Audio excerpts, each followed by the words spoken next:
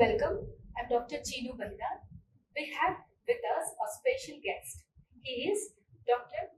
Mohammad Saha Hussain sir, and he is presently working as an ecologist and scientist at Biodiversity Park and Program of University of Delhi. Welcome to the show, sir. Thank you. So first of all, I would like to know. I know that today you have just reached the university. What is your first impression? What do you like about this university? You might have visited earlier also. My first impression for this university, I would say, it is a green university.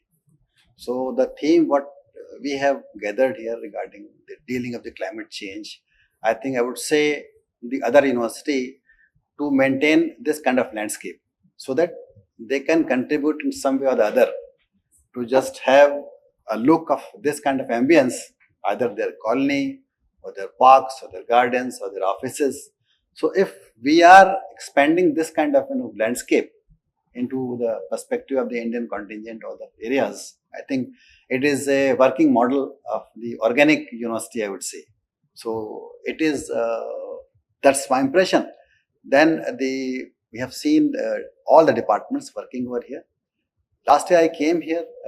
This department was not your multimedia or the podcast or whatever you are doing with the media to deliver the knowledge to the larger masses of the country.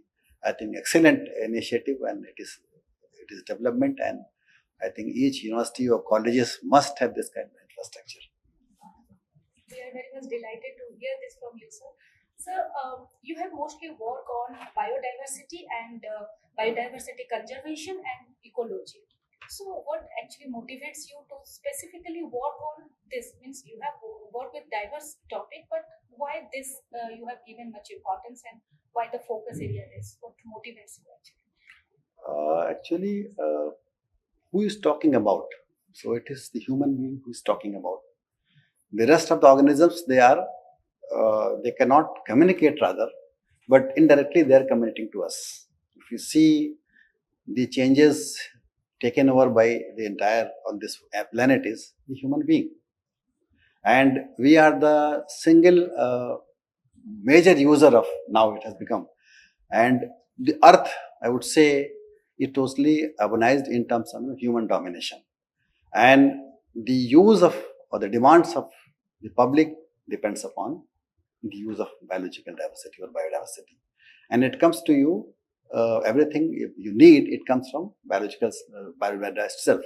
So when I was a student of life sciences, I did my masters in zoology, so that deals with different aspect of life science, that deals with animals and their ecology, their independence, but certainly they depend upon the habitat. They depend upon again the resources, and they depend upon the ecosystem services they require. So it is not the only human being that they require ecosystem services. Each organism, you coined a term, the biodiversity. So if I define in a single sentence, it is life on earth. Life on earth means biological diversity.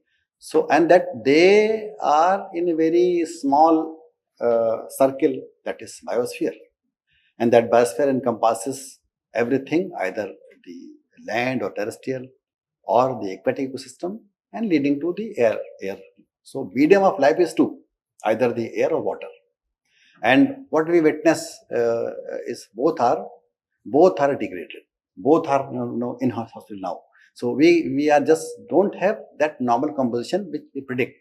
So that has compelled me, because if you don't conserve, if we don't talk about the biological diversity, certainly we have to suffer a lot. And alternatively, we are thinking some other means and ways to curb the loss of biological diversity or the climate change. But certainly, this ecological restoration come to that you have to replenish, you have to revive the damages we have done. This is a time. Even the United Nations, they have declared this decade of ecosystem, sensitizing that and sensing that this is the only way nowadays that we can directly benefit to the loss of biological diversity, and we can provide the services that ultimately human or other organisms they require. So, if we see that there are lots of environmental issues, starting from air pollution, water pollution, or we say that soil erosion, or there are multiple problems we are facing.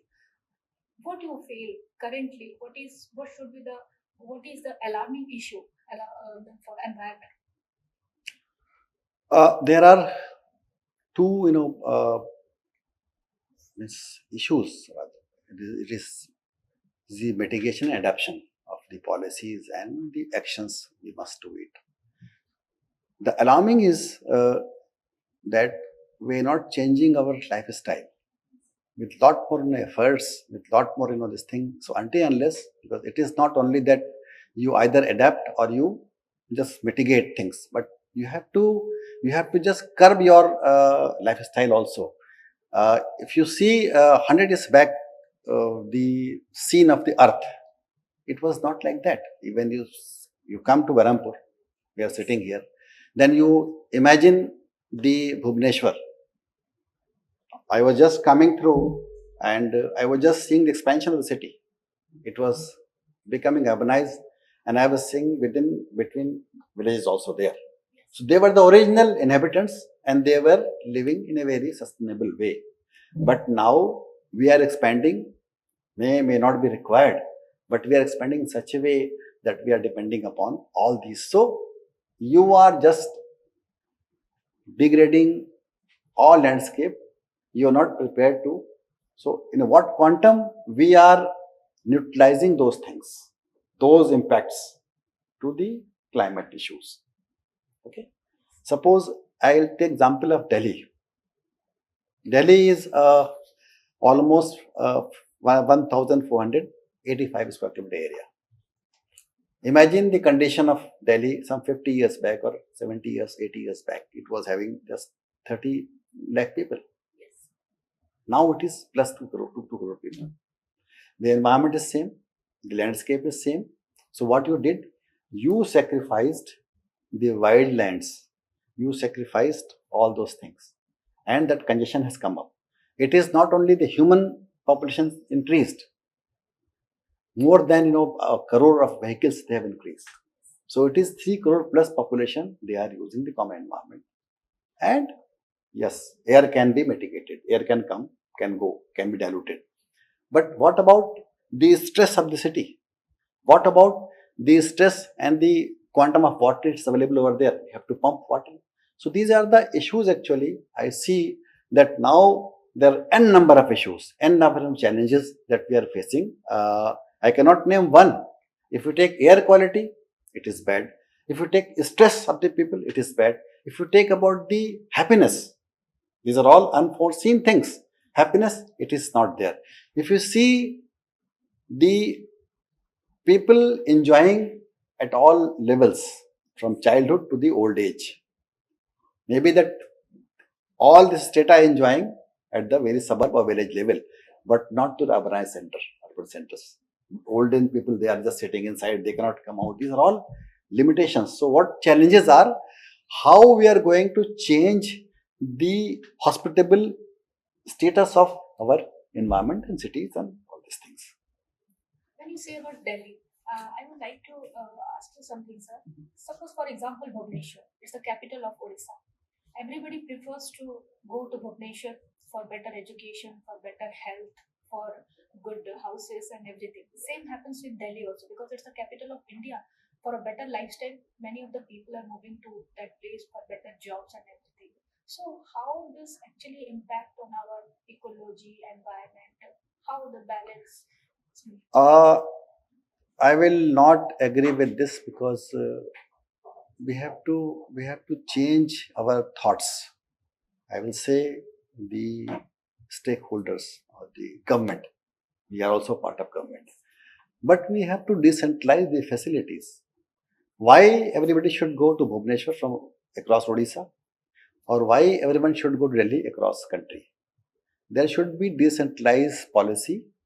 There should be facilities available at all levels, either If somebody is rushing for Delhi, somebody is rushing for Bhubaneswar from here. Why those facilities cannot be created in terms of those things? Suppose hundreds of people going to Bhubaneswar and they are pumping money for travel, for staying, for other things. That money can be carved into, providing facilities to all these things in either from Bhubaneswar to Bhubaneswar, Delhi, or from Chambalpur to Bhubaneswar. So these are the satellite township. It should be there, and those facilities has to be there at satellite level so that the migrants from a single satellite city, they should come to here, but at the same time they have basic facilities available to the surrounding cities, and that these cities must have the infrastructure as well as the ecosystem services. What basic need you require is education, employment, healthcare, security, or different modes of travel hubs, either the bus stops or railway connections or the airports, or these are the depends upon the grades of city. So that will make curbing to the pollution to the mega cities. That's what Delhi is witnessing now. Now Delhi expanded some 180 kilometers radius. It has gone to Noida, Greater Noida, Yamuna Expressway, then to Faridabad, then Palwad, Bandhavgarh, then Gurgaon, then come to this Meerut area, all this surrounding and supporting. Now it is the Delhi NCR region is supporting plus 6 to 7 crore people altogether. What it has done? It has sacrificed all the natural heritage of the sites. Before it was all either the rivers or the wetlands or the crop fields or some of the areas, but now it is crores of people just living around using the same space. Again, the other buffer people, they are coming to this area. Again, they have started to circle. So circle is increasing everywhere. So this is what Delhi situation is. Delhi is just not supporting nucleus of this thing, but it should be decentralized. I would say the Bhubaneswar should decentralize. Why to rush to Bhubaneswar always? We should come to Sambalpur. We should come to Berhampur. Like that, it should be the way. Don't you think, sir, that all this kind of discussion, definition, statistics is confined inside only big conferences, seminars, and books? The normal people, what kind of things they should do so that they can also contribute? What happens usually, we suggest people to do, but when it comes to ourselves, at that time we don't think really what we should do. Suppose, for example, if I'll go and to buy a car, I will never prefer a e-vehicle. But if somebody is buying, I may ask or may suggest him to, why don't you go for a EV vehicle? But because of maybe sometimes for money, maybe for some other reason, we are not preferring. So how the general public can come together for this? I am a man of action. I always believe, what I am saying, I should do it. So, being a student of academics, rather, I'm still a student. I'm learning, always learning, and I will advise all student or the fraternity who are just going on professional level to any stream, rather, you take any extreme of this thing. Either it is not only the duty of the life science student that they should take care of the earth resources or like that. So either you become a policy maker in future, you become IAS, you become IFS, you become medical professional, you become engineer, you become business. You must have some corner for environment. You must respect some corner for the environment. Okay, and suppose a professional doctor professional, he is practicing and suggesting many things and doing operations, and he is generating medical waste also. So the director of the institute, he must see that where those medical wastes are going to be dumped. Okay, like you talked about the e-vehicles. The e-vehicle production factory also, they should see where my batteries are being dumped. E-vehicle certainly is a solution for the hydrocarbons or for gases and CO2 all emissions, but certainly it is going to be e-waste also in future. Even the solar panels also going to be waste of in future. Where you will dispose all those things? So alternative thing is that you talked about how a common man can contribute rather. So the pity farmer. I have a pity on farmers. They don't know. I'm talking about the Indian context farmers, not the Western world. They know they are highly mechanized and they do all those things. But it is our duty, the agriculture professional, how they are going to be more organic, how the engineer should be more, the civil engineer should make the building more eco-friendly, and how the,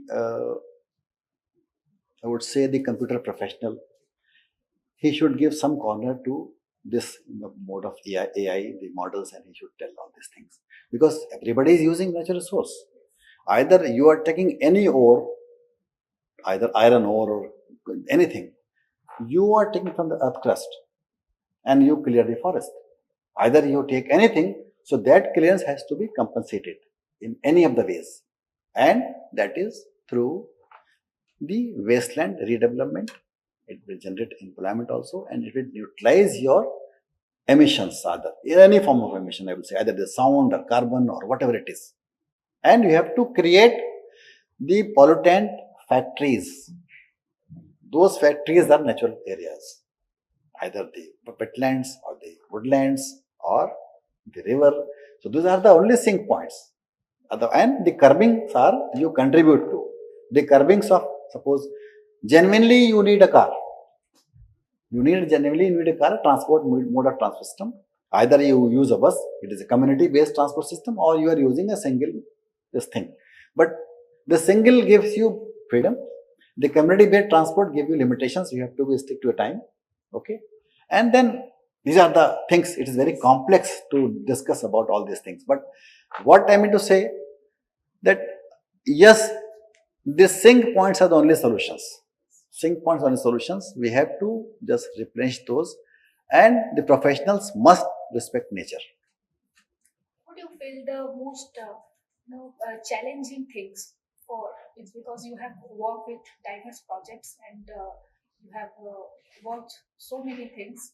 So, what do you think that what is the most challenging part for biodiversity conservation so far? To make people aware about the importance of biodiversity. This was the most challenging thing nowadays, because it is, people think about it is free of cost. They are purchasing that bottled water.